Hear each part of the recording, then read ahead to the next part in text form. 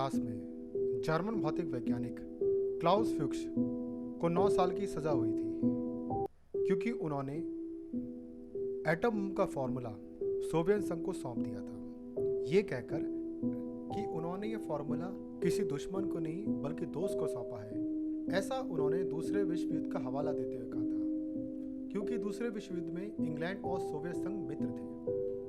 Oppenheimer को खुद अदालत ने निर्दोष साबित किया था, लेकिन 1953 में परमाणु बम का फॉर्मूला यानी कि एटम बम का फॉर्मूला सोवियत संघ तक पहुंचाने के अपराध में जूलियस और एथन रोजनबर्ग को बिजली के झटके से मौत की सजा देने से अमेरिकी व्यवस्था पीछे नहीं हटी। ये वीडियो इन्हीं दोनों के ऊपर आधारित है।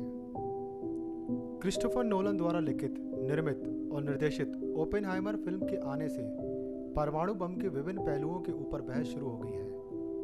यह फिल्म वैज्ञानिक जे रॉबर्ट ओपेनहाइमर के जीवन पर आधारित है, जिन्होंने मैनहट्टन प्रोजेक्ट में पहले परमाणु हथियार विकसित करने में सहायता की थी। पूंजीवादी खुफिया तंत्र और अदालत के पैंतरे के बावजूद ओपेनहाइमर निर्दोष साबित हुए, लेकिन 1953 में परमाणु बम के फॉर्मूला सोवियत संघ पहुंचाने के अपराध में जूलियस और एथन रोजनबर्ग को बिजली के झटके से मौत की सजा देने से अमेरिकी व्यवस्था पीछे नहीं हटी। उससे पहले 1950 में जर्मन भौतिक वैज्ञानिक क्लाउस फ्यूक्स खुद गवाही दे चुके थे कि उन्होंने ही सोवियत संघ को यह फॉर्मूला सौंप दिया था।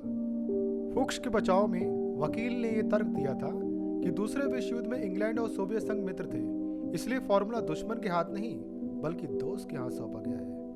नतीजतन फ्यूक्स को 9 साल की कैद के बाद छोड़ दिया गया, लेकिन जूलियस और एथन की सजाए मौत पर अब भी सवाल रह गया है। उम्मीद थी कि क्रिस्टोफर नोलन इस सवाल पर भी रोशनी डालेंगे, लेकिन उस घटना के 17 साल बाद भी हॉलीवुड साम्राज्यवाद के सांस्कृतिक मोर्चे होने के नाते एक भी शब्द खर्च नहीं किए। इस विषय पर 1953 में मंथली रिव्यू पत्रिका में एक लेख छपा था, जिसका शीर्षक है वर्ग न्याय, इसका मतलब है क्लास जस्टिस। लेखक थे पॉल स्विस और लियो ह्यूबरमैन। यह लेख इतिहास जैसा घटित हुआ किताब में दर्ज है। 9 जुलाई के न्यूयॉर्क टाइम्स के भीतरी पन्ने पे एक खबर छपी। खबर कुछ इस तरह थी। एक संघीय न्यायालय ने सिंग सिंग कालकोठरी में बंद 3 आदमियों के मृत्यु दंड पर अनिश्चित काल के लिए रोक लगा दी है। जेल सहचारी ने आज बताया कि उन्हें 1950 में रीडर डाइजेस्ट के एक ट्रक खलासी की हत्या के जुर्म में सजा हुई थी। ऐसा माना गया कि अमेरिकी सर्वोच्च न्यायालय के न्यायाधीश रॉबर्ट एच जैक्सन ने इसलिए सजा स्थगित कर दी क्योंकि प्रतिवादी के वकीलों ने मृत्युदंड को रद्द करवाने के लिए एक नया आवेदन पत्र तैयार किया था। कैदी पिछले 2.5 वर्षों से कालकोठरी में रह रहे थे। अब देखिए, ये जो 3 आदमी थे जिनको मृत्युदंड की सजा हुई थी और उस पर रोक लगा दी गई थी, ये जो मामला है ये अखबारों में फिर दिखाई नहीं दिया। ये मामला तभी अखबारों में आता जब इस पे कुछ फैसला होता, लेकिन तब तक के लिए अखबारों में कुछ नहीं छपा। लेकिन इसके ठीक 3 सप्ताह पहले अमेरिकी सर्वोच्च न्यायालय के न्यायाधीश विलियम ओ डगलस ने भी एथल और जूलियस रोजनबर्ग के मृत्युदंड पर इसी तरह रोक लगाई थी, क्योंकि दोषी ठहराए गए दंपति का मुकदमा लड़ रहे वकीलों ने कुछ नए कानूनी बिंदु उठाए थे। लेकिन यह मामला अखबारों से ओझल नहीं हुआ, एक भी अंक में नहीं। अमेरिका के महाअधिवक्ता इस बात पर राजी नहीं थे कि न्याय को अपनी सामान्य प्रक्रिया अपनाने दी जाए। हालांकि सर्वोच्च न्यायालय में गर्मी की छुट्टियों के कारण पहले ही सत्रवासन हो चुका था, फिर भी उन्होंने विशेष सत्र बुलाने और अपने आवेदन पत्र पर तत्काल सुनवाई करने की मांग की, ताकि संपूर्ण न्यायालय डगलस के स्थगनादेश को रद्द करे। मुख्य न्यायाधीश विल्सन को जैसा आदेश दिया गया उन्होंने वैसा ही किया। न्यायाधीश डगलस की कार्रवाई के 2 दिन बाद ही रोजनबर्ग दंपति को बिजली की कुर्सी पर बिठाकर मौत की सजा दी गई। कानूनी तौर पर न्यायाधीश जैक्सन ने रीडर डाइजेस्ट मामले में वैसा ही किया जो न्यायाधीश डगलस ने रोजनबर्ग दंपति के मामले में किया था। कानूनी तौर पर किसी को भी यही उम्मीद होती कि दोनों मामलों में एक जैसे नतीजे सामने आएंगे, लेकिन वास्तव में दोनों के नतीजों में बहुत ही अधिक अंतर था। क्यों? इसलिए कि कानून हत्या के किसी मामले में एक तरह की कार्रवाई करता है और एक महत्वपूर्ण राजनीतिक मुद्दे से जुड़े मामले में पूरी तरह भिन्न तरीका अपनाता है। क्योंकि न्याय एक मामले में न्याय है और दूसरे मामले में वर्गीय राजनीति है। क्योंकि अमेरिकी इतिहास में आज तक ऐसा मामला नहीं आया जिसका न्याय से बहुत कम ही लेना देना रहा हो और वर्गीय पूर्वाग्रह व वर्ग हित को ही ज़्यादा महत्व दिया गया हो, जैसा इस रोजनबर्ग मामले में। रोजनबर्ग दंपति भले ही जासूसी के अभियुक्त थे, लेकिन इसके लिए उन्हें मृत्युदंड नहीं दिया गया। भयभीत और उन्मादग्रस्त शासक की निगाह में उनका अपराध इससे कहीं ज़्यादा जघन्य था। वे कम्युनिस्ट या कम्युनिस्ट समर्थक थे। उन्होंने अणु बम के रहस्य खोज दिए थे। उन्होंने कोरियाई युद्ध शुरू किया था और सबसे बढ़कर उन्होंने अपनी गलती मानकर या अपने विचारों को त्याग कर या लोगों का नाम बताकर सरकारी नीति को अपना समर्थन नहीं दिया था। अब ये सब जो आरोप इनके पर लगाए गए, इसमें से एक भी साबित नहीं हुआ, लेकिन उसके बाद भी इनका मुकदमा शुरू से अंत तक छाया रहा और कोई भी ये संदेह नहीं कर सकता कि इन सभी आरोपों को मिलाकर ही न्यायालय इस नतीजे तक पहुंचा था। रोजनबर्ग दंपति का असली अपराध साफ तौर पर जासूसी नहीं था। उन पर मुकदमा चला जासूसी के लिए, लेकिन उन्हें बिल्कुल ही भिन्न कारणों से अपराधी ठहराया गया। मुकदमे के कानूनी आधार और इसके वास्तविक नतीजे के बीच यह असंगति ही उन बातों के मूल में है जिन्हें ढेर सारे अमेरिकी समझ नहीं पाते।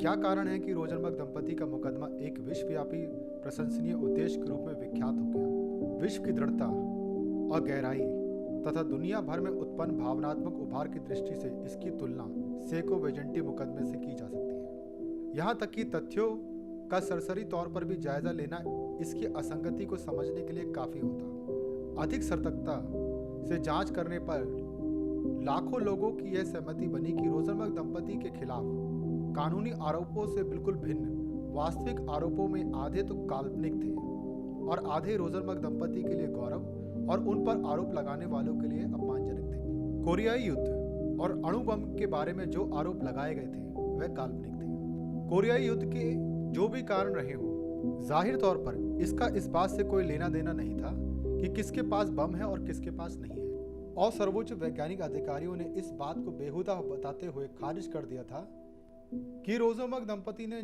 जिस ग्रीन ग्लास से कथित रूप से अणु बम की सूचनाएं हासिल की थी, या अगर उनके पास ऐसी कोई सूचना रही हो, तो उनके लिए बम के रहस्य को समझना तो दूर, खुद समझ पाना भी मुमकिन नहीं था।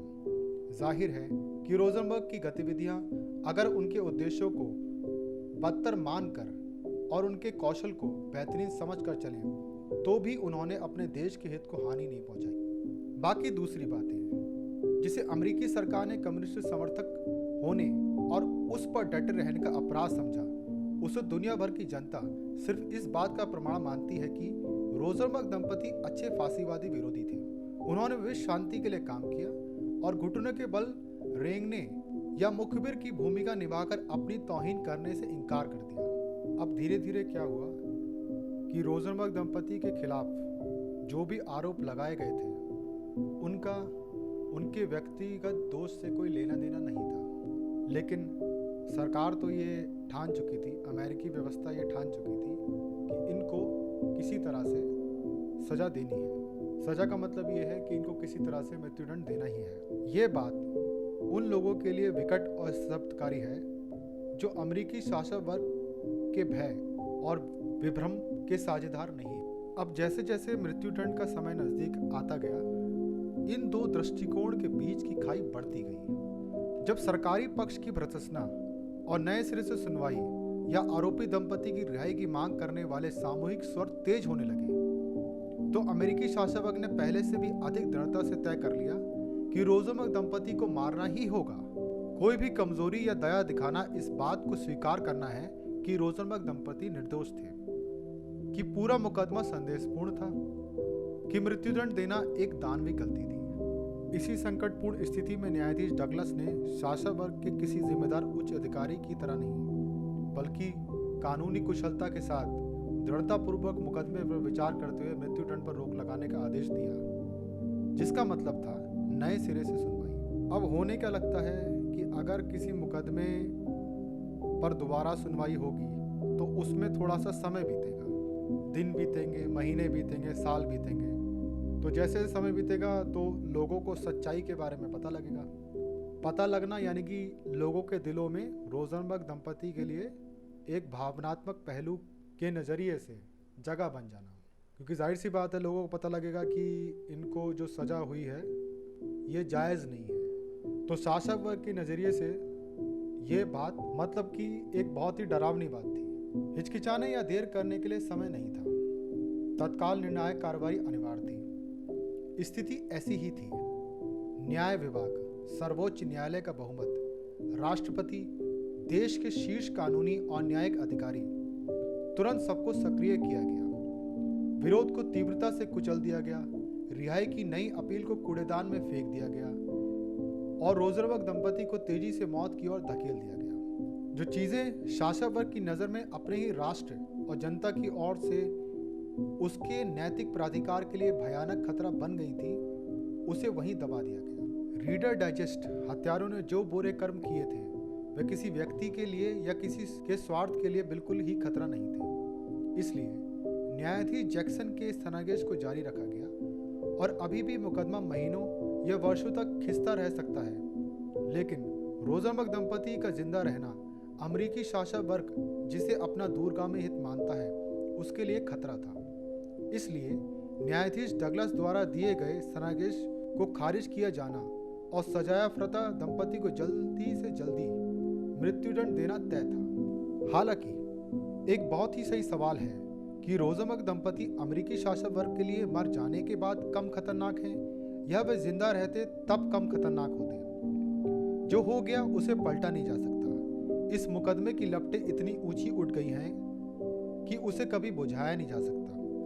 यही नहीं, ऐसी दृढ़ राय के व्यापक पैमानों पर संकेत है कि रोजनबर्ग दंपति को व्यर्थ नहीं मारा जाना चाहिए था, कि वर्ग न्याय का यह जघन्य मामला पूरी दुनिया को बताया जाना चाहिए और इस गलती से जो कष्ट पहुंचा है उसे कम से कम कुछ अंशों में ही सही सुधारना चाहिए।